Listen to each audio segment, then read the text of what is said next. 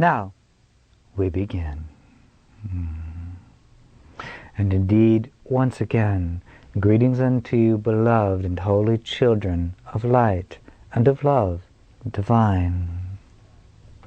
As always, I come forth to abide with you in perfect trust, in perfect acceptance, and in perfect peace.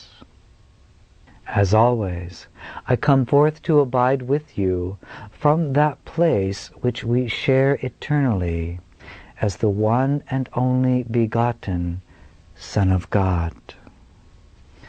I am therefore that mind which whispers to you in each moment of your inspiration. I am indeed then that mind that sneaks into your mind in the space between two fearful thoughts and reminds you of the truth that sets you free. Once I was a man. That is, just like you. I once turned my attention and became identified with a unique being that was birthed in time and faded away from time, and I walked upon your plane as all men and women do. But as I walked upon your planet, I began to ponder the meaning of creation, the purpose of my very existence. And while others seem to be gleefully caught up in, or at least surrendered to, the ways of the world, seeking out their momentary distractions, their attempts to gain and control as much wealth as they could, and all of the rest, I would often wander off alone to sit beneath the trees, beside a flowing stream, to try to unlock the mystery that shows forth itself as the beauty of a flower, to try to see the power that revealed itself as the wind that would dance across the grasses, to count the sparkling diamonds shimmering across the surface of a lake as the morning sun arose to shine its light upon it. And I began to learn to ask of that source, that mystery, Father, one that has birthed me, why am I? Where am I? Who am I? My desire then increasingly became to know the truth that could set all mankind free. And I discovered that unless that freedom became fully manifest in me, it made no sense to talk about it with others. And so I sought out the greatest of minds, the best of teachers. And yes, I was blessed by a family structure already dedicated to understanding the mysteries of what they knew as God. And they led me to many such teachers. And as my own wisdom began to evolve, the teachers would look at me and go, something interesting is occurring here. But there were already those who knew more about me than I knew yet about myself. Prophets, seers, astrologers, the wise ones of many cultures who knew already that into the framework of the consensus mind of mankind, what you would call your collective consciousness, there was to be dropped a pebble into that still, clear pool that would create ripples that would begin to change how the consciousness of mankind perceived itself. I did not yet know these things for myself, for the very birth into this world was yet veiled in mystery for me, just as your birth was veiled in mystery for you, as you took on being human. And as I grew, I began to have revealed to me in the depth of my silent prayer and in the depth of my very silent meditation glimmers, insights, recognitions, remembrances of other dimensions. I began to develop the ability to be in communication with masters of my lineage who had long since left the planet. I began to understand that consciousness is not limited to the space and volume of the body at all. And as I watched the people in their busy work, I began to see that the vast majority of beings totally confused themselves with the body. They lived as if they dwelt within the body and therefore were imprisoned in some strange way. They lived as if what occurred to the body occurred to them. They lived as if they did not know that they could transcend the body at any moment, that they could taste the vast expanse of consciousness, that they could journey to other times and places with little more than a surrendering of attention to the world they had made. At first I did not understand these things, and I perceived myself to be quite odd. And within me there were conflicts as the fears in my consciousness arose, the fears that are part of the human consensus reality. The conflict. Shall I remain like everyone else? Perhaps I should return to my father's carpentry shop and simply accept that I am destined to just be a carpenter. But there were other voices that spoke to me and called me. They would come often in the night. And as I developed my ability to discern these other realities, these other dimensions, by shifting my attention from the world of the body to the world of inner vision, often they would come in the night and stand beside my bed, and I came to know who they were. I came to recognize the masters and teachers of a very ancient lineage of which I was a part. And they would come and whisper to me, "Forget not the purpose for which you are sent forth from the mind of God, for through you there shall be birthed the beginning of an ancient remembrance, and your life shall become that which demonstrates to many the truth that only love is real." The point of all of this is simple. I want to convey to you yet again that the life I lived as a man was not unlike your very own. I began veiled in mystery, a child among children, a human being struggling to make sense of his world. Yes, there was within me something calling, a longing to know something that the world did not seem to teach. But is it not true that many of you have felt that same call, that same longing? To touch what is invisible, to see what cannot be seen, to hear what ears have never heard, to embrace what arms cannot reach, to abide in perfect peace and perfect trust. Beloved friends, understand well then And I say to you yet again that I come only as your brother and as your friend, one who has walked as you walk, one who has breathed as you breathe, one who has cried as you cry, one who has laughed as you laugh. I am as you are.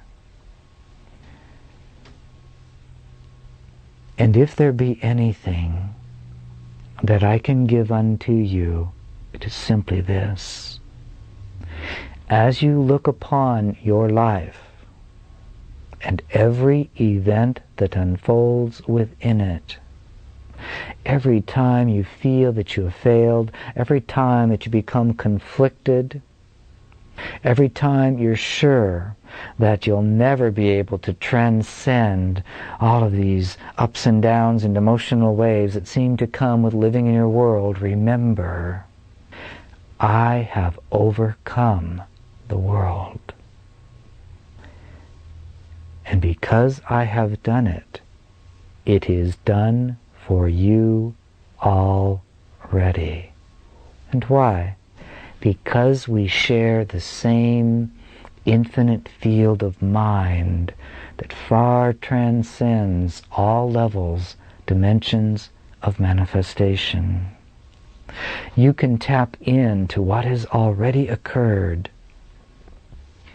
You need only look upon me as your brother and friend and acknowledge that the world has been overcome, and then accept the freedom which is the effect of its overcoming as your own. So that you learn to sit in your chair after your 5 minutes of abiding as Christ, in which you say to yourself, here I am free. Heaven is now. The past is passed away, and I choose anew. And this day I commit myself to teaching only love by sharing only loving thoughts.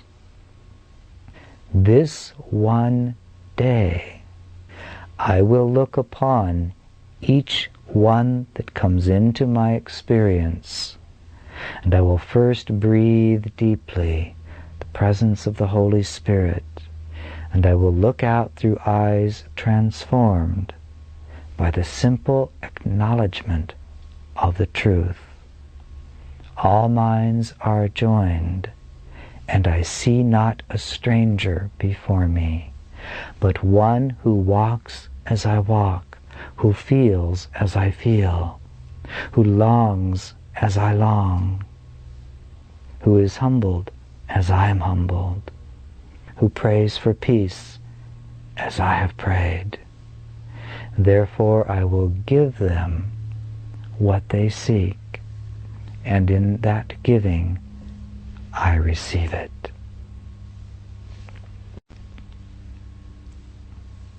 The way is so simple and so easy that the mind of the world overlooks it.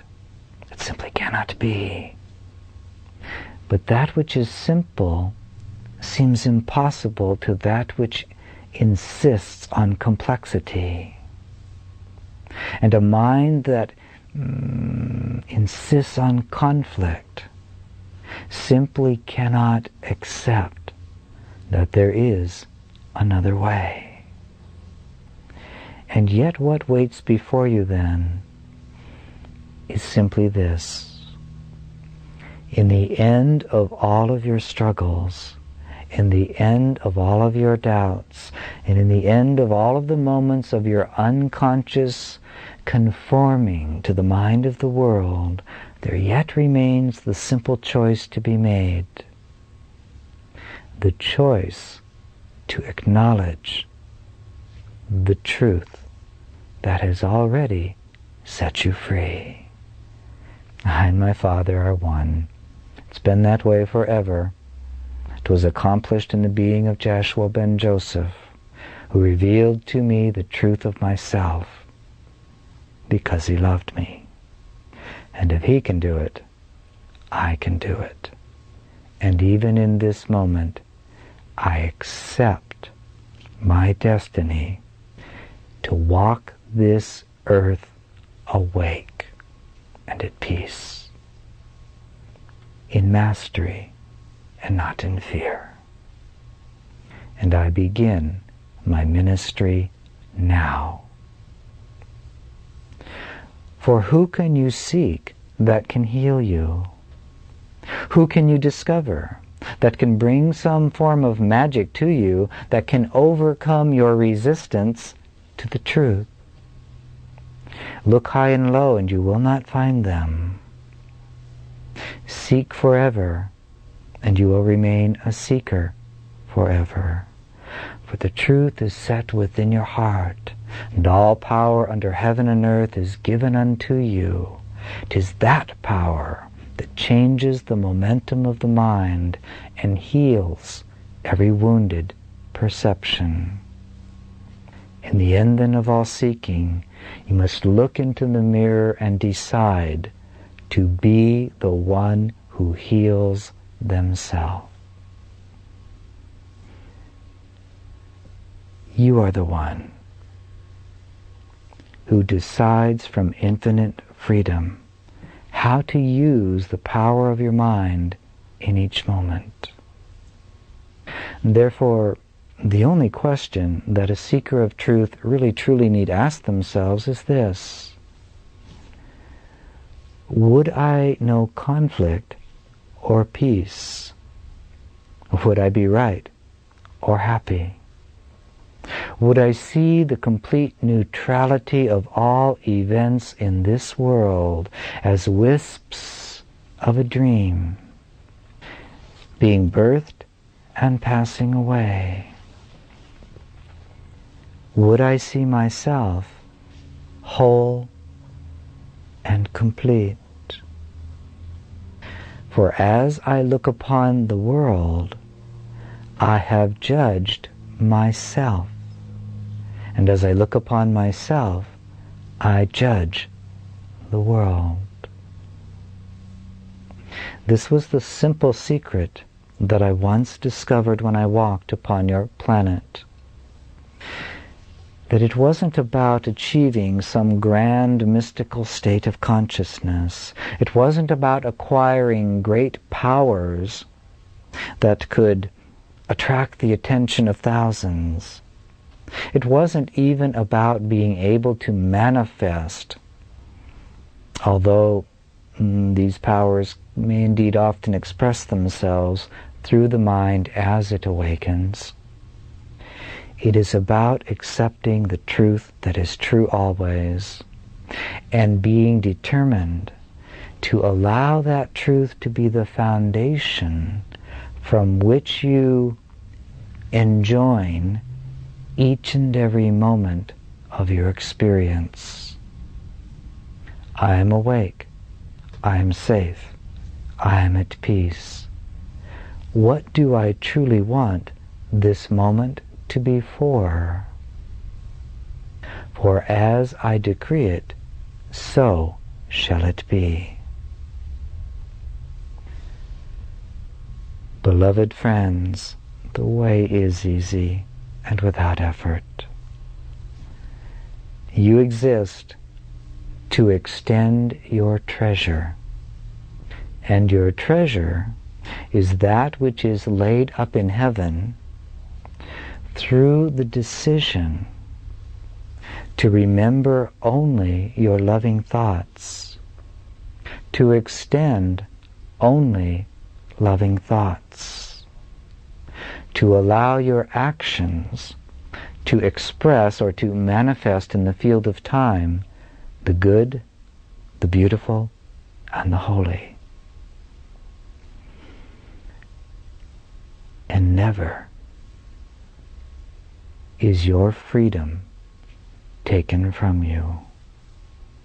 Never in any circumstance do you lose the innocent freedom to teach only love, to be the presence of peace, to recognize that the world can give you nothing, just as the world can take nothing from you.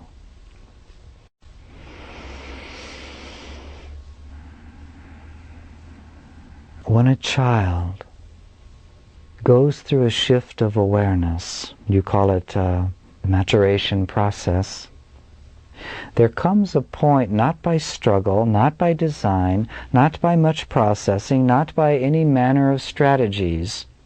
The child merely in an instant looks at the toys that they have been playing with and simply transcends them. And the parents come home and the child has taken the toy truck and put it away in the closet. The doll is put on a windowsill and a book is picked up instead. Who makes the change? No one outside that child. And when you put aside any negative habit, as you would perceive it to be, when you have given up placing value in something that no longer serves you, you merely transcend it and it is done with. No big deal. No one does it for you. You simply decide. You pull back the value you had placed on it, and the objects that were the symbols of what you were valuing merely drop out of your life. In just this way, unenlightenment can be put away as though it were a toy that you have outgrown. By merely looking at all of the effects of unenlightenment, and then to ask the question, is this what I wish to have continue as my experience? Or am I willing to put the doll on the windowsill and pick up a book instead? A book that speaks of life, a book that is filled with wisdom, a book that teaches you how to step lightly in the world, to be in the world but not of it. And that book is the depth of your consciousness in which all things are already written. And that depth finds its source in your heart. And you enter it therein through forgiveness, through the process of relinquishing the world, not hating the world, not despising the world, but simply relinquishing it. You allow your time to serve you in the process of relinquishing what does not serve you any longer and what only disturbs your peace. And as you cultivate that practice, you will find that the peace that is already within you, that you've touched 1,000 times in 1,000,000 different ways, begins to grow more constant. Like the rays of the sun beginning to filter through the fog that has settled into the mountain valley, obscuring the clarity of all things. Your peace descends gently like a dove, descending, as some would say, through the crown, down through the brain mind, and down even to the heart, the abdomen, and throughout the cells of the body while the body lasts. Gently relinquishing the world rests on your decision to choose to teach only love, because you have realized that when you don't, the effect that you know immediately is painful. It is conflicted. It is unfulfilling. And that is what you want no longer. Here you have begun to transcend the world that you have made and to reclaim the world made for you. A world that rests in perfect union, in the union of Father and Son, God and offspring, Creator, created. The way is easy and without effort. What value have you ever placed upon the world that has restored to you the peace that you seek? Oh, this automobile will do it. This relationship will do it. This new career will do it. If only I can take a trip to the far corners of the world, then I will be at peace. And so peace never quite comes. A creator abiding in enlightenment knows that all events are neutral. So neutral that they have no effect, except for those who choose to be caught up in illusions. The Creator, awakened, merely creates out of devotion to the mystery of that which has created him or her.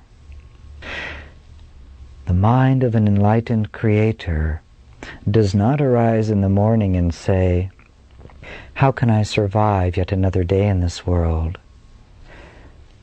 In the morning, when an enlightened Creator arises, the question is, how this day might I extend the treasure of the good, the holy, and the beautiful? How can I, right where I am, experience these treasures even within the space and volume of this body? How can I look lovingly upon what my physical eyes show me so that I discern or extract the good, the holy, and the beautiful, and therefore give them to myself? The mind of an enlightened Creator knows that of themselves they do nothing. But in each moment of decision, they can allow the great power and mystery of love to direct their course. And they can begin to utilize time to refine their ability to hear only the voice for love, moment by moment, breath by breath, day by day, until time is translated into eternity, and the mind rests, reclines in its perfect union with God. Events still occur.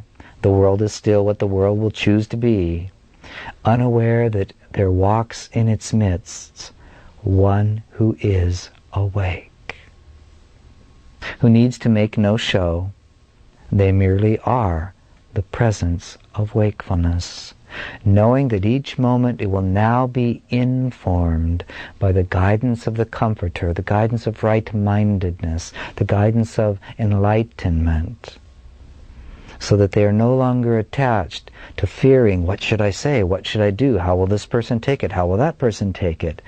The world is no longer a concern, and they experience their very life as an ongoing, flowing mystery, as though something else were living through them. And this is the meaning of my friend's words. Let that mind be in you which was in our Lord, Christ Jesus, as you would read in your Bible. That mind is the mind of perfect freedom. It doesn't belong to anyone, but it can be cultivated to flow through you. But only if every fiber of your beingness is wholly committed to holiness. You can't leave a finger outside and get to heaven. All of your mind, all of your energy, all of your gifts, all of your very awareness must become committed to being the presence of peace. And this is what no one can do for you. Sitting at the feet of enlightened teachers, listening to me on your tape or your video will not do it for you. And the wisest of students are those that hear the word and put it into practice diligently for themselves. Not for their mother, not for their father, not for their spouse, not for their brother, not for their sister, not for the sake of the planet, not for the sake of the universe, not for the sake of the new dawn that is coming, not for the sake of anything but themselves. For their self is what God created. And that self calls out to you to honor it by separating yourself from the illusions that you have allowed to make a home in your mind and being wholly committed to teaching only love. There is no other way. Yes, you can learn to sit in meditation and allow the mind and body to float free, to relax. Yes, you can learn rituals that help to focus your attention so that you remember what you're committed to and the distractions of the world don't seem to quite catch you or hook you as much. There are many strategies that you can enjoy and experience, but in the end, it is only this: a quiet choice within that no one recognizes, that no one sees, that no one hears.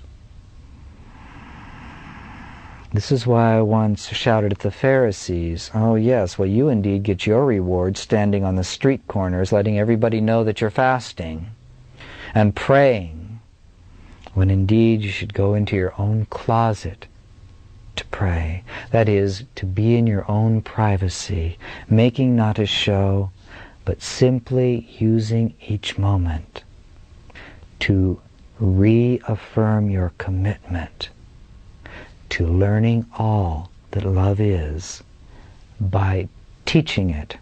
And by the word teach, I mean simply that you choose to express only love in each moment. Forgiveness is an act through which you learn what love is, that carries you into a transcendence of the world. Sharing only loving thoughts, supporting thoughts, as you look gently upon the Christ in another, is a way that takes you into the transcendence of the world. Looking upon all things of this world and seeing their perfect harmlessness, their lack of ability to constrain you or imprison you, is a way that takes you beyond the world.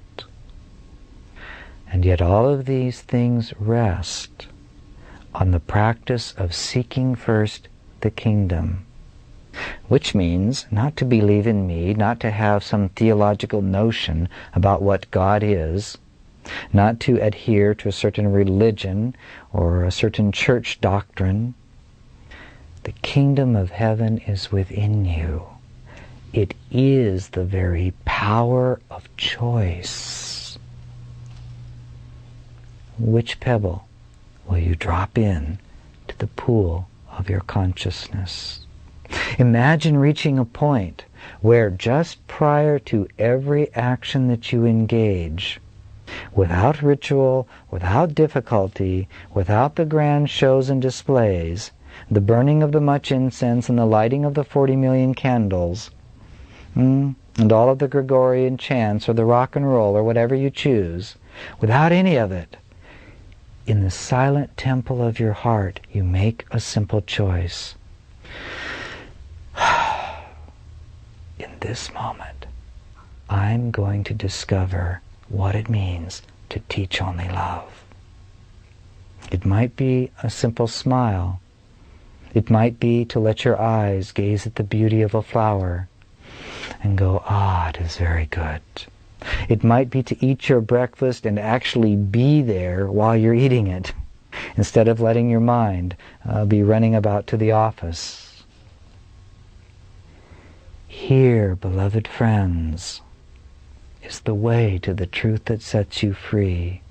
You must absolutely become wholly committed to being awake for no other reason than that you have realized you have no other choice. You've already made them all and they've only led to pain. That yourself is calling out to be recognized for what it is. An awakened master, the presence of Christ in you that would inform every step, inform every decision, inform the quality of your perception, inform the very nature of your forever expanding, transparent consciousness. For it is your consciousness alone that can reach out and embrace all created things until you literally realize that all things have arisen from within you. That's how big you are. That's how grand you are. And why? Because that's all you are. You are the ocean from which waves and waves of dimensions and worlds have arisen. That mind is what you are required to let be in you, even as once it was within me as I walked upon your earth. Do not make it difficult. And whenever you hear of a teacher teaching this or a teacher teaching that, ask yourself this: do they offer me simplicity or complexity? Do they offer an ordinary peace, or must I have several trappings around me? Do they give me complex meditations and prayers and things to do, or do they simply remind me of the truth and ask me to rest in it? Will they tell me that I need to go on 1,000 pilgrimages? Or do they remind me that when I make my cup of tea in the morning, heaven is present if I will remember who's making the tea? Christ is. Be you therefore not distracted, for in the end of this age there is coming forth a whole smorgasbord of those who profess to be teachers of enlightenment, who will guide you into all knowledge. Look carefully and see. Do they demand of you that you follow them? Do they demand of you that you give up your own discernment? Or do they egg you on to look deeper within? What are you feeling? What do you think? What do you want to do? Are you willing to accept responsibility for the effect? What do you believe? What do you want? You are free. I am equal to you. I'm just in the role as a temporary guide for you, and someday you'll be far beyond me. How do they speak? What do they teach? Is there fear filtering into their words? Do they believe that they must teach you to control the forces of nature, the forces of the mind? Do they teach you to protect yourself against evil? There are many, and there will be many more. And when you hear these things coming from them, turn and flee from their presence. For you do not need them. You are already beyond them. Ask only how can I extend my treasure this day? And lay up treasures where moth and dust cannot corrupt. That is, where time and materiality and the body and the world cannot hook you, but rather lay up treasures which are in heaven: forgiveness, peace, unlimitedness, recognition of your unlimited power, that which brings you joy and puts a smile upon your countenance. Lay up for yourself these treasures, and all things shall be added unto you. For there is a way of being in the world that requires no planning or striving, though to enter it does require the relinquishing of fear. To enter it requires a commitment to teaching only love until the mind is again whole and undivided. There is a way of being in the world that isn't here at all. The body still abides. Yes, you still act just like everybody thinks you act. That is, they know your name, they know where you live, you know which car you're supposed to drive, you know who you go home to at night. But through it all, there is pervaded in your consciousness a transparency as you look upon all things, and whatever feelings arise, come and go, but somehow you begin to recognize that you're much larger than the things that come and go, that you are watching a dance of shadows, a dream gently passing by that is gone in a cosmic split second. This does not become a way in which you deny your experience, but it gives you the freedom to embrace it and live it totally, with passion, with purpose, with power, and in perfect freedom. No anxiety, no pressure, just the willingness to dance in the world of dreams while remaining awake.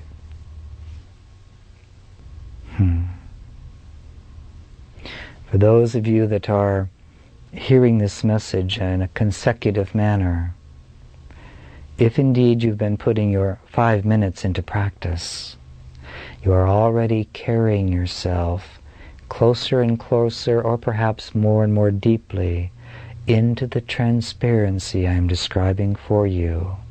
And that transparency grows to a point, you might think of it as a critical mass, when suddenly you as a beingness can no longer even hold the thought of yourself as a body in space and time. And then the body simply dissolves away. And your consciousness will never experience the limitations of the body again. But you will bring the joys that bodily experience taught you of with you, for they are imprinted in your consciousness forever.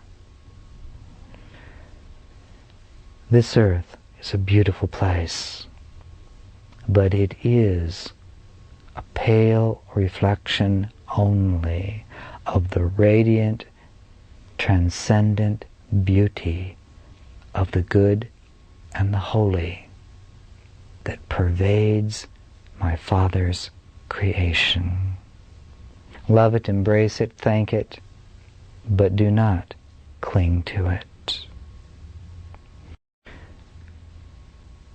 Learn then to teach only love.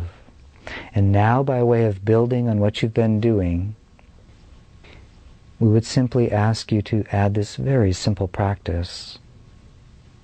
When you sit in your chair for 5 minutes, abiding as Christ, remembering the truth that has set you free, begin to ask yourself the simple question: this day,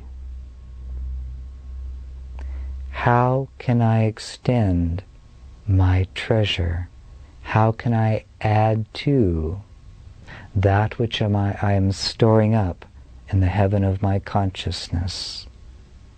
And immediately you'll begin to get pictures. An old friend who needs a phone call, someone to write a letter to. It could be something as simple as picking up your cat, placing it upon your lap, and seeing all of infinity in that living being, and feeling the joy that comes as you run your hand along its fur. It could be something as grand as going to your Washington, D.C. in order to send a blessing to your president. It doesn't matter what it is, because that voice of love will be guiding your actions. It may be as simple as turning to your spouse and saying, "You know, I appreciate you." That's all. Whatever it is, let that day not fade away until that action is accomplished, or at least set into motion. So you see, the great question is, am I willing to trust the flow from my Father's mind through my own as that which empowers me to extend my treasure? Yes, it does mean living unlike the way the world lives. Yes, it does mean going against the grain.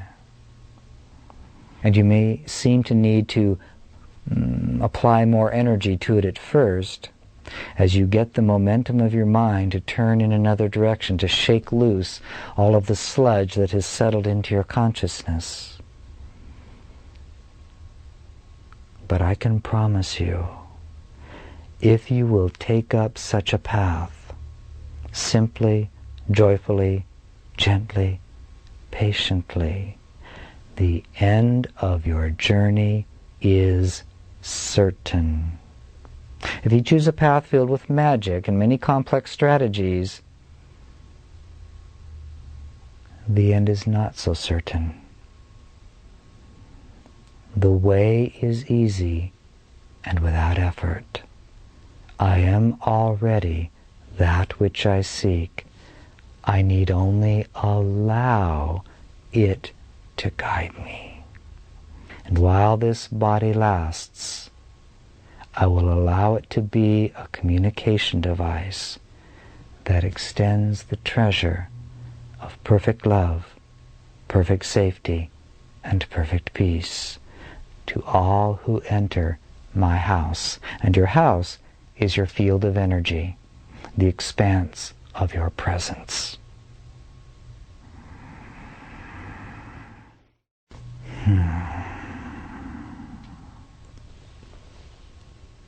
And lastly, we would suggest that you do this, especially those who will be engaging this process in a consecutive monthly manner, to do this until the time of what you call your Christmas celebration. Toward the end of your 5 minutes, look at yourself from within your mind's eye, as though from the last Christmas until this you have journeyed around a circle. You have journeyed through many astrological houses, many influences of energy. You have engaged yourself in relationship with countless brothers and sisters. You've had thousands of visions and dreams and revelations come to your consciousness. You have had umpteen million opportunities to be disturbed and lose your peace. You have been like a sojourner, the prodigal son who has gone out through the realms of human consciousness, and now you see yourself completing the circle. From the time you first hear this, count the days until what you call your 25th of December, and let each day be seen as a step, a pilgrimage, a completion of a very ancient circle. Let each day be one in which you reaffirm your commitment to releasing everything unlike love in yourself, so that as you come to your December 25th, you will dedicate yourself to being prepared for it. And on December 24th, you will go to bed early enough and in quiet and in prayer, so that you can awaken before the first rays of the new day come to caress the earth. And you will take yourself out of your doors, even if you must bundle up the body, and you will make haste to a place of vision, a place where you can look out over wherever you live, and let that represent your ability to look out over all of creation. There, turn to face the direction of the arising sun and go into a simple prayer. Close your eyes. Realize that you see nothing through the physical eyes anyway. Stand with the arms at the sides and the palms open.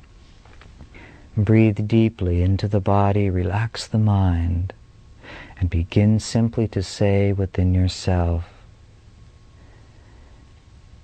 death has occurred, and now the birth of Christ is at hand.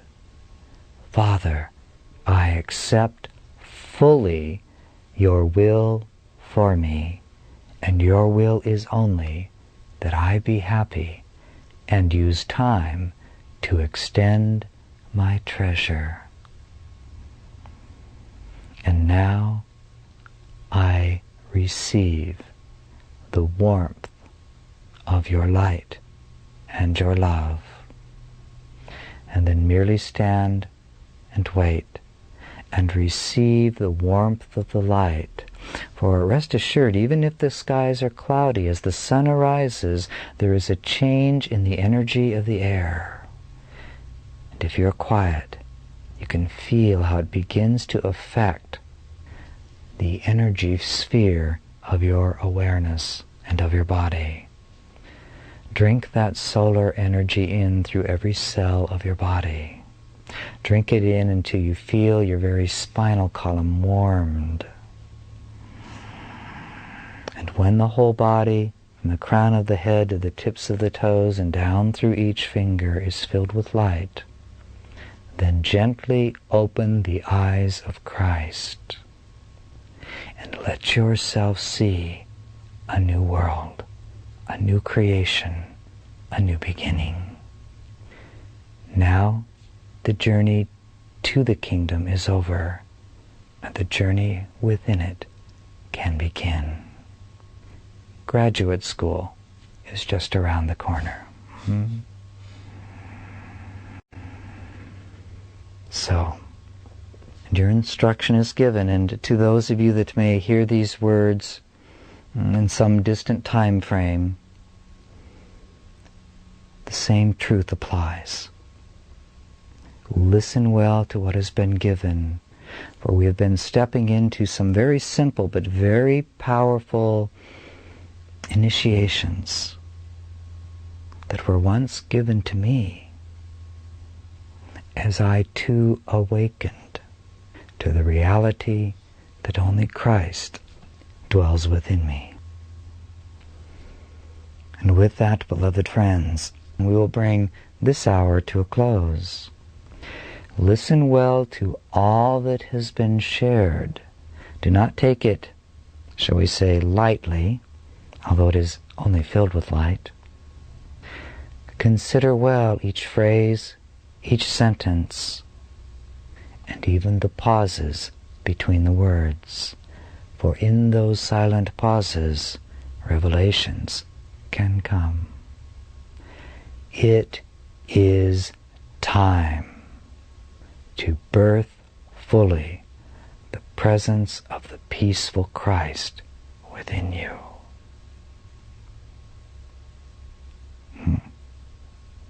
And when you journey back down to your home on that December 25th morning, do something that celebrates your birthday. not mine, yours.